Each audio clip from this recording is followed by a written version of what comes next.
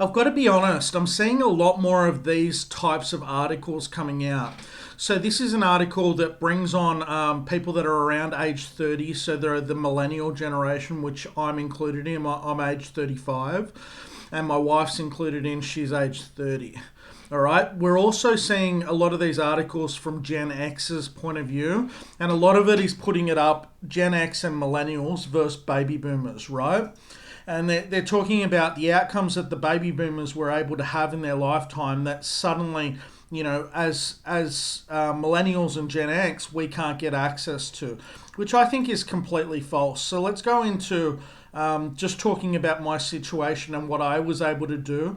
I was able to achieve outside outcomes, like outcomes that not many people were getting, because I was able to do the opposite of what society teaches us to do. All right. A lot of people think, one, I either had a silver spoon, or two, my family helped me, or three, we're in a situation where our income was through the roof. Now, for 2/3 of my journey, our household income was 210 grand or less. So at least half of the journey, it was much less than that.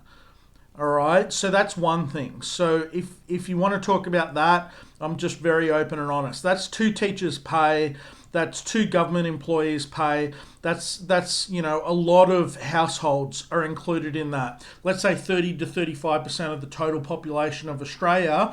If you've got two people in a household that are earning, they're earning 210 grand or more at the current time. So that's a hell of a lot of people.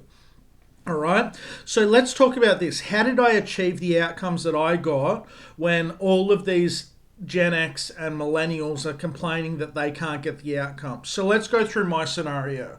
One, I lived in a cheap rental in a 2-bedroom unit for 3 to 5 years. Okay, two, didn't upgrade the cars. I was driving an old 2007 Suzuki Swift or 2005 Toyota Camry right up until last year, where I upgraded both of the cars to a Mercedes CLA class, and even that I bought 3 years old, traded in both cars, and the only reasons why I did it was with the rego and all the costs with the old cars, it was going to be like 5 grand to get it done, which is more than the actual value of both vehicles. And that's the only reason why I did it.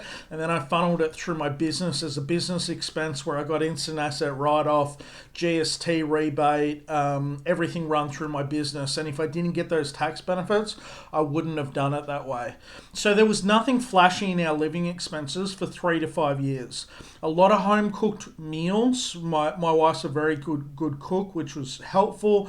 I'm a little bit of a snacker, so I used to go up to the petrol stations once or twice a week, that kind of thing, maybe get a drink or a chocolate, and maybe on a Sunday, instead of going out for dinner, we'd do like an afternoon at a happy hour at like a Japanese restaurant. So we could have a couple of beers and a nice meal, but maxed out at 50, $60, right? All right, so we had that, no credit cards, no personal loans, no car loans, no HEX debt. We put off having kids for 3+ years as we had a consolidated plan to get where we wanted to go. Invested in property at first in our own state and then interstate, and still didn't upgrade the owner occupied, which we could have. Year 4 or year 5, we could have gotten an owner occupied upwards of 1.5 to 2 million if we wanted to, and we chose not to do it that way. We moved interstate into what was considered a low socio-economic area, into one of the properties that we'd bought. So here's all of the examples of what we've done to get to where we are. Okay, and we've got to remove this you can't get anywhere, because a lot of these young people, they want to live where their parents are, or live close to where their friends are, or they want to live close to their work. And if they can't get the outcomes that the boomers got by age, like my parents are over 65 now, in the age range that they're at, which 30, they think that life is unfair. When in reality, they're not willing to make the choices that I've made to unlock my whole life. And how much I've done, you could do a fraction of that and have a much better life, even if you did a couple of the things that I did and go against what society teaches you to do.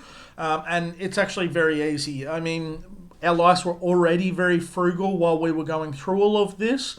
and it didn't feel like we were going without. My wife and I have a great life, a great marriage, great relationship, and right now we're sitting here with a dog and a nice backyard, considered to be a low socioeconomic area, and we're enjoying life. So this is just our food for thought, and we've got to remove the entitlement out of the equation and just talk about all of the available options that you could take to get your money into a situation where it's actually working for you, and you're not just focusing on a salary and then just complaining about life that you're not able to get a house or a unit or things like that, and you're so-called locked out of the property space, which I think is a whole lot of BS. All right, I hope this video adds a lot of value, and we'll see you on the next one. All right, bye.